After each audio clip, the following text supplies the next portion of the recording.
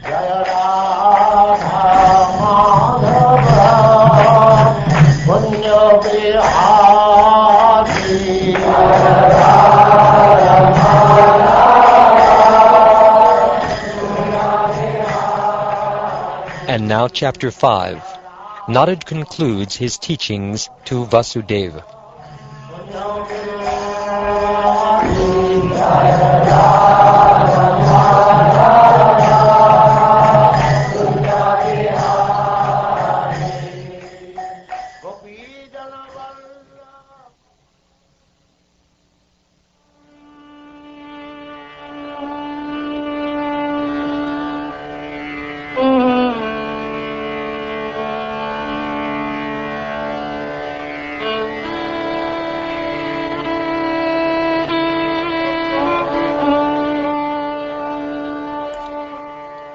King Nimi further inquired, "My dear Yogendras, all of you are most perfect in knowledge of the science of the self.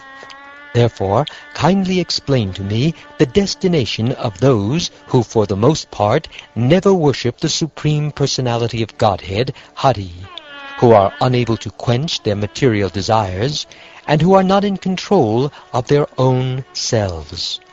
Sri Chamasa said, "Each of the 4 social orders, headed by the Brahmins, was born through different combinations of the modes of nature, from the face, arms, thighs, and feet of the Supreme Lord in his universal form. Thus the 4 spiritual orders were also generated. If any of the members of the 4 Varnas and 4 ashrams fail to worship or intentionally disrespect the personality of Godhead, who is the source of their own creation, they will fall down from their position into a hellish state of life. There are many persons who have little opportunity to take part in discussions about the Supreme Personality of Godhead, Hari, and thus it is difficult for them to chant his infallible glories. Persons such as women, Shudras, and other fallen classes always deserve the mercy of great personalities like yourself. On the other hand, Brahmins, members of the royal order, and Vaishyas, even after being allowed to approach the lotus feet of the Supreme Lord, Hari, by receiving the second birth of Vedic initiation, can become bewildered and adopt various materialistic philosophies. Ignorant of the art of work, such arrogantly proud fools, enchanted and enlivened by the sweet words of the Vedas, pose as learned authorities and offer flattering entreaties to the demigods. Due to the influence of the mode of passion, the materialistic followers of the Vedas become subject to violent desires and are excessively lusty. Their anger is like that of a snake. Deceitful, overly proud, and sinful in their behavior, they mock the devotees who are dear to Lord Achyuta. The materialistic followers of Vedic rituals, giving up the worship of the Lord, instead practically worship their wives, and thus their homes become dedicated to sex life. Such materialistic householders encourage one another in such whimsical behavior. Understanding ritualistic sacrifice as a necessary item for bodily maintenance, they perform unauthorized ceremonies in which there is no distribution of foodstuffs or charity to the Brahmins and other respectable persons. Instead, they cruelly slaughter animals such as goats without any understanding of the dark consequences of their activities. The intelligence of cruel-minded persons is blinded by false pride based on great wealth, opulence, prestigious family connections, education, renunciation, personal beauty, physical strength, and successful performance of Vedic rituals. Being intoxicated with false pride, such cruel persons blaspheme the Supreme Personality of Godhead and his devotees. The personality of Godhead is eternally situated within the heart of every embodied being. Still, the Lord remains situated apart, just as the sky, which is all-pervading, does not mix with any material object. Thus the Lord is the supreme worshipable object and the absolute controller of everything. He is elaborately glorified in the Vedic literature, but those who are bereft of intelligence do not like to hear about him. They prefer to waste their time discussing their own mental concoctions, which inevitably deal with gross material sense gratification, such as sex life and meat eating. In this material world, the conditioned soul is always inclined to sex, meat eating, and intoxication. Therefore, religious scriptures never actually encourage such activities. Although the scriptural injunctions provide for sex life through sacred marriage, for meat eating through sacrificial offerings, and for intoxication through the acceptance of ritual cups of wine, such ceremonies are meant for the ultimate purpose of renunciation. The only proper fruit of acquired wealth is religiosity, on the basis of which one can acquire a philosophical understanding of life that eventually matures into direct perception of the absolute truth, and thus liberation from all suffering. Materialistic persons, however, utilize their wealth simply for the advancement of their family situation. They fail to see that insurmountable death will soon destroy the frail material body. According to the Vedic injunctions, when wine is offered in sacrificial ceremonies, it is later to be consumed by smelling and not by drinking. Similarly, the sacrificial offering of animals is permitted, but there is no provision for wide-scale animal slaughter. Religious sex life is also permitted, but only in marriage for begetting children, and not for sensuous exploitation of the body. Unfortunately, however, the less intelligent materialists cannot understand that their duties in life should be performed purely on the spiritual platform. Those sinful persons who are ignorant of actual religious principles, yet consider themselves to be completely pious, without compunction commit violence against innocent animals who are fully trusting in them. In their next lives, such sinful persons will be eaten by the same creatures they have killed in this world. The conditioned souls become completely bound in affection to their own corpse-like material bodies and their relatives and paraphernalia. In such a proud and foolish condition, the conditioned souls envy other living entities as well as the Supreme Personality of Godhead, Hari, who resides in the heart of all beings. Thus, enviously offending others, the conditioned souls gradually fall down into hell. Those who have not achieved knowledge of the absolute truth, yet who are still beyond the darkness of complete ignorance, generally follow the threefold path of pious material life, namely religiosity, economic development, and sense gratification. Not having time to reflect on any higher purpose, they become the killers of their own souls. The killers of the soul are never peaceful, because they consider that human intelligence is ultimately meant for expanding material life. Thus, neglecting their real spiritual duties, they are always in distress. They are filled with great hopes and dreams, but unfortunately, these are always destroyed by the inevitable march of time. Those who have turned away from the Supreme Lord Vasudeva, being under the spell of the Lord's illusory energy, are eventually forced to give up their so-called homes, children, friends, wives, and lovers, which were all created by the illusory potency of the Supreme Lord, and enter against their will into the darkest regions of the universe.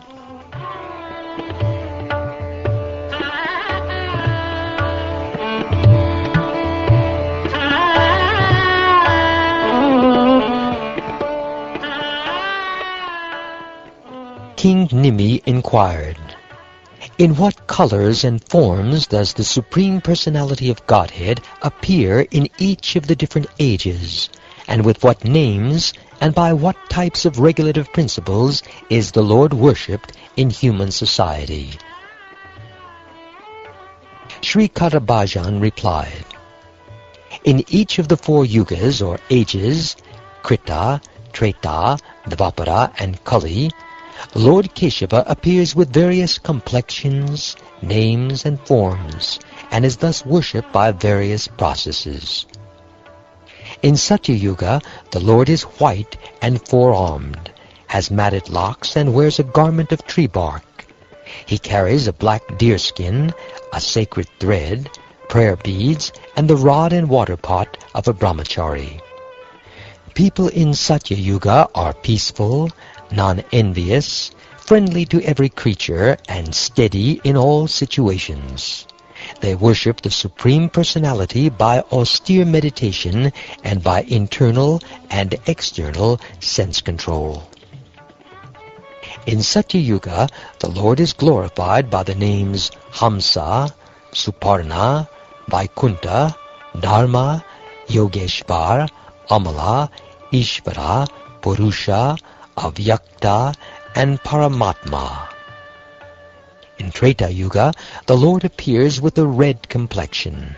He has 4 arms, golden hair, and wears a triple belt representing initiation into each of the 3 Vedas. Embodying the knowledge of worship by sacrificial performance, which is contained in the Rig, Sama, and Yajur Vedas, his symbols are the ladle, spoon, and other implements of sacrifice. In Treta Yuga, those members of human society who are fixed in religiosity and are sincerely interested in achieving the absolute truth worship Lord Hari, who contains within himself all the demigods. The Lord is worshipped by the rituals of sacrifice taught in the 3 Vedas. In Treta Yuga, the Lord is glorified by the names Vishnu, Yagya, Prajnigarbha, Sarvadeva, Arukrama, Vishakapi, Jayanta, and Urugaya. In Dvapara Yuga, the Supreme Personality of Godhead appears with a dark blue complexion, wearing yellow garments. The Lord's transcendental body is marked in this incarnation with Srivatsa and other distinctive ornaments, and he manifests his personal weapons. My dear King, in Dvapara Yuga, men who desire to know the Supreme Personality of Godhead, who is the Supreme Enjoyer, worship him in the mood of honoring a great king, following the prescriptions of both the Vedas and Tantras. Obeisances to you, O Supreme Lord Vasudeva, and to your forms of Sankarshan, Pradyumna, and Aniruddha. O Supreme Personality of Godhead, all obeisances unto you. O Lord Narayan Rishi, O Creator of the universe, best of personalities, Master of this cosmos and original form of the universe, O Super Soul of all created entities, all homage unto you. O King, in this way people in Dvapara Yuga glorify the Lord of the universe. In Kali Yuga also, people worship the Supreme Personality of Godhead by following various regulations of the revealed scriptures. Now kindly hear of this from me.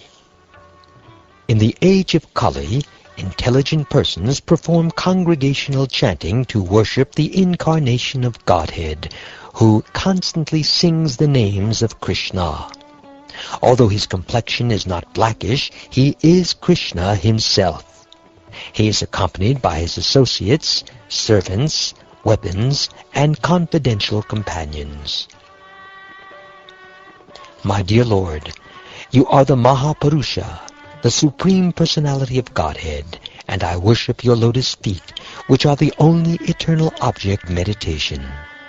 Those feet destroy the embarrassing conditions of material life and freely award the greatest desire of the soul, the attainment of pure love of Godhead. My dear Lord, your lotus feet are the shelter of all holy places and of all saintly authorities in the line of devotional service, and are honored by powerful demigods like Lord Shiva and Lord Brahma. My Lord, you are so kind that you willingly protect all those who simply bow down to you with respect, and thus you mercifully relieve all the distress of your servants. In conclusion, my Lord, your lotus feet are actually the suitable boat for crossing over the ocean of birth and death, and therefore even Lord Brahma and Lord Shiva seek shelter at your lotus feet. O Mahapurusha, I worship your lotus feet. You gave up the association of the goddess of fortune and all of her opulence, which is most difficult to renounce, and is hankered after by even the great demigods. Being the most faithful follower of the path of religion, you thus left for the forest in obedience to a Brahmin's curse. Out of sheer mercifulness, you chased after the fallen conditioned souls, who are always in pursuit of the false enjoyment of illusion, and at the same time engaged in searching out your own desired object, Lord Shyamasundara. Thus, O King, the Supreme Lord Hari is the giver of all desirable benefits of life. Intelligent human beings worship the particular forms and names that the Lord manifests in different ages. Those who are actually advanced in knowledge are able to appreciate the essential value of this age of Kali. Such enlightened persons worship Kali Yuga because in this fallen age all perfection of life can easily be achieved by the performance of Sankirtan. Indeed, there is no higher possible gain for embodied souls forced to wander throughout the material world than the Supreme Lord's Sankirtan movement, by which one can attain the supreme peace and free oneself from the cycle of repeated birth and death. My dear King, the inhabitants of Satyuga and other ages eagerly desire to take birth in this age of Kali, since in this age there will be many devotees of the Supreme Lord Narayan. These devotees will appear in various places, but will be especially numerous in South India. O Master of Men, in the age of Kali, those persons who drink the waters of the holy rivers of Dravida Desh, such as the Tamraparni, Kritamala, Payasvini, the extremely pious Kaveri, and the Pratichi Mahanadi, will almost all be pure-hearted devotees of the Supreme Personality of Godhead, Vasudeva. O King, one who has given up all material duties and has taken full shelter of the lotus feet of Mukunda, who offers shelter to all, is not indebted to the demigods, great sages, ordinary living beings, relatives, friends, mankind, or even one's forefathers who have passed away. Since all such classes of living entities are part and parcel of the Supreme Lord, one who has surrendered to the Lord's service has no need to serve such persons separately. One who has thus given up all other engagements and has taken full shelter at the lotus feet of Hari, the Supreme Personality of Godhead, is very dear to the Lord.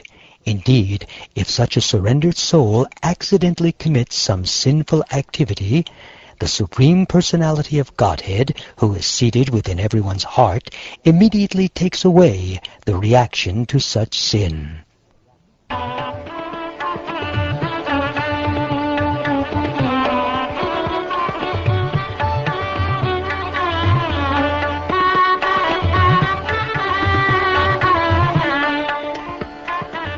Having thus heard the science of devotional service, Nimi, the king of Mithila, felt extremely satisfied and, along with the sacrificial priests, offered respectful worship to the sagacious sons of Jayanti.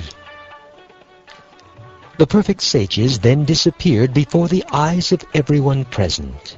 King Nimi faithfully practiced the principles of spiritual life he had learned from them, and thus he achieved the supreme goal of life. O greatly fortunate Vasudeva, simply apply with faith these principles of devotional service which you have heard, and thus being free from material association, you will attain the Supreme. Indeed, the whole world has become filled with the glories of you and your good wife, because the Supreme Personality of Godhead, Lord Hari, has taken the position of your son. My dear Vasudeva, you and your good wife Devaki have manifested great transcendental love for Krishna, accepting him as your son. Indeed, you are always seeing the Lord, embracing him, speaking with him, resting with him, sitting together with him, and taking your meals with him. By such affectionate and intimate association with the Lord, undoubtedly both of you have completely purified your hearts. In other words, you are already perfect. Inimical kings like Shishupal, Pondraka, and Shalva were always thinking about Lord Krishna. Even while they were lying down, sitting, or engaging in other activities, they enviously meditated upon the bodily movements of the Lord, his sporting pastimes, his loving glances upon his devotees, and other attractive features displayed by the Lord. Being thus always absorbed in Krishna, they achieved spiritual liberation in the Lord's own abode. What then can be said of the benedictions offered to those who constantly fix their minds on Lord Krishna in a favorable, loving mood? Do not think of Krishna as an ordinary child, because he is the Supreme Personality of Godhead, inexhaustible and the soul of all beings. The Lord has concealed his inconceivable opulences, and is thus outwardly appearing to be an ordinary human being. The Supreme Personality of Godhead has descended to kill the demoniac kings who were the burden of the earth, and to protect the saintly devotees. However, both the demons and devotees are awarded liberation by the Lord's mercy. Thus his transcendental fame has spread throughout the universe.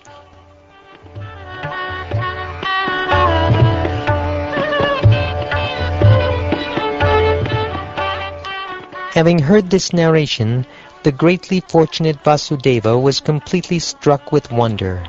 Thus he and his most blessed wife Devaki gave up all illusion and anxiety that had entered their hearts. Anyone who meditates on this pious historical narration with fixed attention will purify himself of all contamination in this very life, and thus achieve the highest spiritual perfection.